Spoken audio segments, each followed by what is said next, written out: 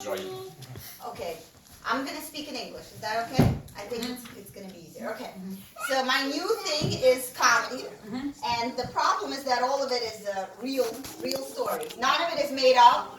All of it is real. So laugh with me, not at me.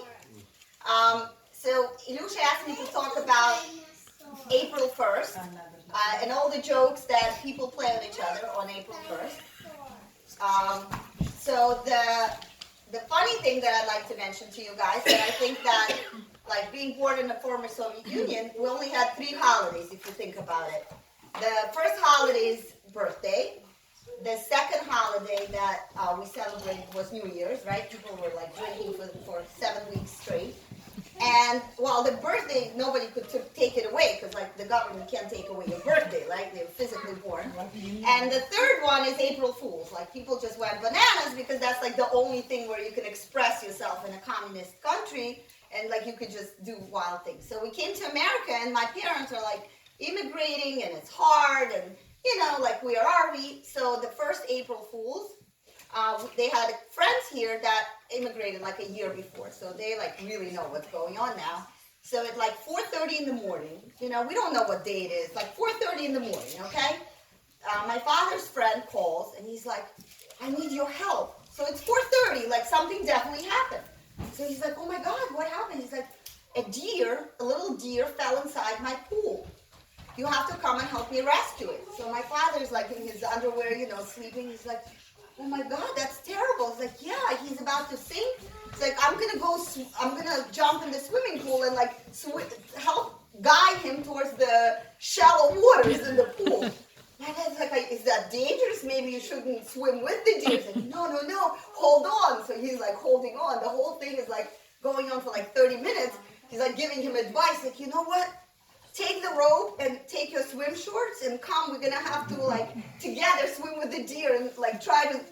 So this like 5:30 in the morning, they're like, "Okay, what do we do?" He literally got in the car. Like how stupid! He literally waited for him to get in the car, and he almost arrived at his house when the guy like finally like, "Okay, fine." He calls my mom. This is before like cell phones. He calls my mom. He's like, "April Fools!" It's like almost 6 in the morning. Are you crazy? He's like 5 minutes away from your house. Nowhere in the world like I could return him. So that started our journey in America, like really, really authentic, pranks with each other. Unless you have a good prank, like the calendar year just doesn't happen. You have to have a significant April Fool. So this year, I start with this year because it just happened yesterday. I decide to sell cemetery plots. So because in my voice, people that know me well, there could be like a trace, yeah, it's April Fool's. And also people have reminders that like beep every 5 minutes, like watch out for Sonia to call because she's going to sell you animals, she's going to adopt children from Africa, like watch out for her. So I decided to go another route and I like have this message. And because I work with Medicare and you have to always have like a part of truth in that. So you have to have part of truth, and once you have part of truth, people believe you. So I work with Medicare. I have a company that does medical equipment. So I say, like, Medicare released $5,000 credit for cemetery plots, and you have to grab it now. Like, you have to decide now, do you want a cemetery plot? So funny enough, like, most of my friends are under 50 years old. Like, the first response is like, "Why do I need a cemetery plot?" I'm like, "Well, it's like a good investment. You have to give me $5,000 like right away, and it will be a credit towards your funeral." And like the reaction is very funny, but the good thing is that I sold 53 funeral plots. The only bad thing is that like I should have sold something solid. I could have also made profit. But the highlight of the day is that I have a friend who is a funeral director, and he actually like has a respect for me. We're good friends. So when I sold him a funeral plot, I was like, "Whoa, I'm really good," because he sells funeral plots. Like, why is he buying it from me? When I told him like, "Oh, April Fools," he's like, "Wow, why did I buy a cemetery plot? I am the one that sells them for a living." So a few years back, like I had a really good one because my husband Sasha and my dad, they're in real estate business. So they bought this house from a book collector, and there were like 10,000 books inside the house. So they're moldy and old, but they're beautiful. So we had like this thing, should we take them, should we not? You know, like we would all go and watch the books, but then scared to take it home. So my mom had like a real thing, like there's a mold and it's dangerous, don't take it home because your house is gonna get contaminated. So I'm thinking, okay, it's March 20th, we could do this.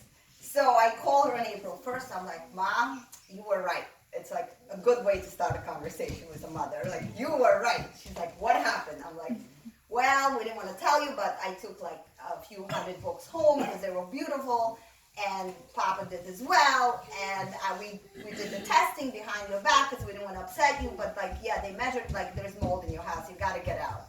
She's like, oh my God, I've been crying and asking you not to do this for a month. This is funny. And by the way, my brother, just to make a point, he does not find any of this funny. He's a normal guy who does not take any part of this. See, I did this. Anyways, so he's like, yeah, don't be cruel to the parents. So my mom is like flipping out. So I'm like, so the highlight of the day is that you have to evacuate and we have to evacuate. The evacuate is a really good word to use for April Fools because it's like evacuate, like whoa. So my mom is like, well, where are we gonna go? I'm like, this is the plan. We live together. That's like already like a very bad joke because we keep kosher, and I'm like, don't worry. First we live at your house, and we'll fix your house. Like we move to my house, and then like we keep on moving together. But don't worry, like we'll throw away all your food, all your dishes, oh whatever. We'll even break your kitchen and like build a new one because you know I don't like your kitchen. It's not so kosher. So she's like, maybe we could just stay in the hotel. How long will it take? I'm like, don't worry, just like 3 months of living together. Not a problem, in one room or whatever. So she's like literally like trying to be a trooper, but she's like beyond miserable, and it's very funny. Then finally I decide that like really I have to tell her the truth because otherwise I would have to take her to a lot of cardiologists to deal with this. But then I go with it and I start calling every friend and telling them, do you remember how we bought the house with the books and how my mom said be careful, well we didn't listen to her and now our house is contaminated. Anyways, we're moving into the house. Is that okay? So that really tests friendships. Some people are like, for how long? So like if people are friendly, they go like, I go like, oh, maybe a week, and they're like totally okay with that. I'm like, but really, I don't want to like be too optimistic. Could be up to a month. Like you really push their boundaries of friendship. It's hysterical. And then, but it's really nice because some people they actually like you a lot. And one couple, I didn't even know they liked me this much. When I told them it's April Fools, they were upset. They're like, does this mean you're not coming? I'm like, no, I'm not coming. It was a joke. They're like, oh, you're so fun. I'm like, yeah. Tell that to the other 50 people I called. They didn't think so. But yeah, so you can use that. That's not patented. You can use it. It will be forgotten like in a whole year. So do this to family members. You will see they don't like it that much. So a few years ago also, my grandma lives in the house where like there's elderly people. So people die in that house. So you have to have a little bit of an element of truth. So I call and I say like to everybody, start with my mom, of course. Why not torture her first? And I'm like, like Tzila died next to my grandma. And she's like, oh yeah, so bad. I'm like, yeah, she had 2 cats or dogs, depending what they don't like on, a particular situation. So I'm like, yeah, they had 2 dogs, so sad. So I took them. Oh, you did. Well, I can only keep one. I'm about 5 minutes from your house. I'm bringing you the other one. And suddenly people are not like, oh, they're not like that. And you're like, what? Stop! Pull over, don't come. Stop. I'm like, what do you mean? You were just so nice 3 minutes ago about this. But like theoretically, people are so nice, but when you're bringing them a cat, they're not that nice anymore. Another one for shoppers is a good prank. You call me and say, like if you spend $10,000 in Bloomingdale's, you get like their bond stocks of the company, and like, oh, finally my husband's gonna appreciate me shopping every single day in Bloomingdale's. Like, yeah, how much did you spend? $23,000. Oh my God, you probably owe the store by now. So it's like brings a joy for about 5 minutes. Someone actually this year posted on Facebook, they capped, it's a great idea, all the boxes from Amazon Prime, And then on April Fools, they taped them and put it outside of the door for the husband to freak out. It was like maybe 300 boxes. Like as if she ordered that like in one day. And the guy comes in like, ah, get into the house. It's very funny. But the highlight is definitely something I did like last year. So we have a friend, he owns a Russian store, and maybe it was 2 years ago. Remember there was a Russian TV, they were taping like Real Housewives, but they were taping like on Brighton Beach, all these insane people. I forgot. Russian dolls. Russian dolls. Or something, Russian like, dolls. really insane, but they like followed them with cameras, right? So it's like reality TV. So I decided to do something with that because it was like really in. So we have a friend who owns a Russian store. So I started calling people, and I'm like, they're taping a Russian TV to see how people shop and how they interact inside the store. So on Sunday, like next Sunday or whatever it was, like tomorrow, day after tomorrow, if you go, it's $300 for each person and like $100 for a kid. So take everyone, and you can make good money in one day, just like shopping and talking. People are like, wait, I have my mother-in-law's birthday. Oh, forget my mother-in-law. Maybe I'll take her with. Like, really gathered. And then I called the owner of the store. I could have really taken it to the next level, but I was just afraid for my life. So I called the owner of the store. We know him well, Holland Produce, Adig. And I say to him, they want to tape in your store. Would you close the store for this taping? Because I'm thinking, like, if I don't say April Fool's, they actually will arrive, like hundreds of people. It will be really funny. Maybe. He's like, close the store? No, I have a reputation. Like, how much? Like, what, they pay you like $20,000. I don't know. Would you close the store? He's like, it's not just the money. People depend on me. I'm like, that's a shame because all these people are like the producers. They're coming from New York and they're bringing like beautiful girls from whatever gets him going, right?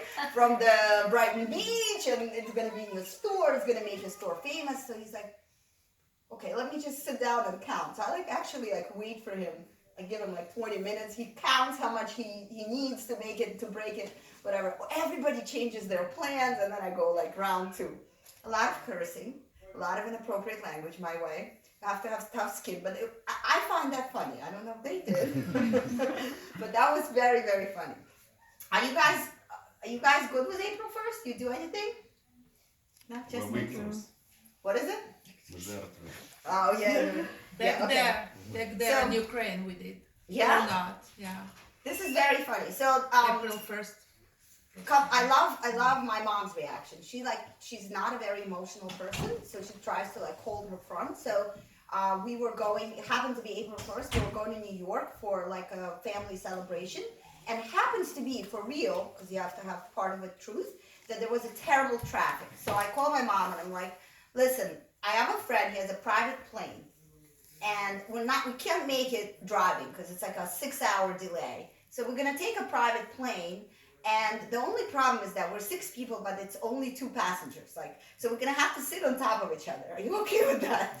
She's like, maybe Papa and I could just drive. We'll be a little late. You can go. I'm like, no. I already told him they're ready for all of us to board. I mean, listen, that's the plan. I sit on top of Sasha. Sasha sits on top of Papa. You sit on top. She's like, in a private plane? I'm like, yeah, but listen, it's fine because I'm not a heavy person. So, in terms of weight, we're fine. But just so you know, don't eat anything. Don't eat anything extra until we actually take off. She's flipping out. Then, funny enough, she takes this joke to the next level, which I didn't plan, but it worked out great. She calls my brother, who is terrified of flying in general. He would never in his life fly like a private plane where you have to stick your hands outside and help the plane fly. Never, ever.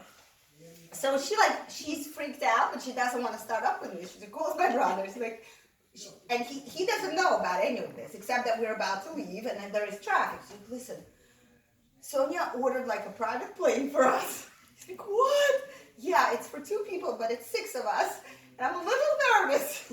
Do you think that we could have another plane? Like, she did what? I'm not going. But now that he has really no idea it's a joke, because my mom thinks it's a real deal.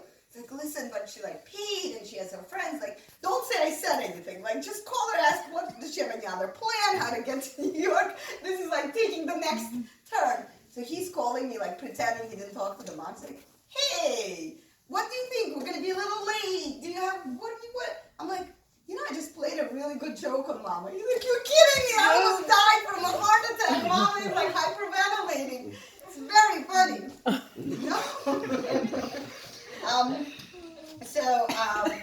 Like another quick one. Like it's very good to go with like Medicare covers. Like Medicare covers vacation. It really sells real fast. Like people will wire you the money. Like Medicare covers vacation to Aruba. Would you like to go to Aruba or Cancun? Like people are really gullible. It's incredible. I love the holiday. But I'd like to finish with a hysterical story that happened while my father worked in the bakery. It happened to be that it was on April Fool's, so it turned out to be a joke, but it really wasn't meant to be a joke. So my father worked in the bakery, and on April 1st was like a work day on Tuesday, and they had a very big inspection, and he was a manager in the bakery. So, some man from the States, some people came in to see what's going on, if it's clean, if everything is done properly by protocol.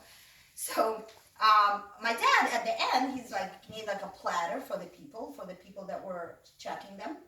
And the owner was like on the other side was other people, so there were like 3 was my dad, and like the big manager was the owner. And he made cookies, and he's like, would you like a cup of tea with these cookies? He's like, yeah. So he like opens a drawer of the owner of the bakery and like finds tea, makes tea, and he drinks. So then they leave, and my dad giving like a report to the owner. Oh, look, it was so nice. I gave the thing and the tea. The guy like turns white. He's like, what tea? So apparently it's the tea that helps you cleanse your body. If you know Laxative tea. the laxative tea. See, he ate the cookies. You would never know what caused the process to begin. So the owner, he like had to sit down. He was like, he couldn't speak. He's like, I can't, did you not read? Like, we don't speak the language. What do we know what the word laxative means? Laxative, big deal. So like the next day, like, my dad, yeah, like they call, like, how are you doing? You lost some weight? So, yeah, some jokes in life are just meant to happen on April 1st, but some are self-imposed. So I'd like to finish this part of our evening, and then we'll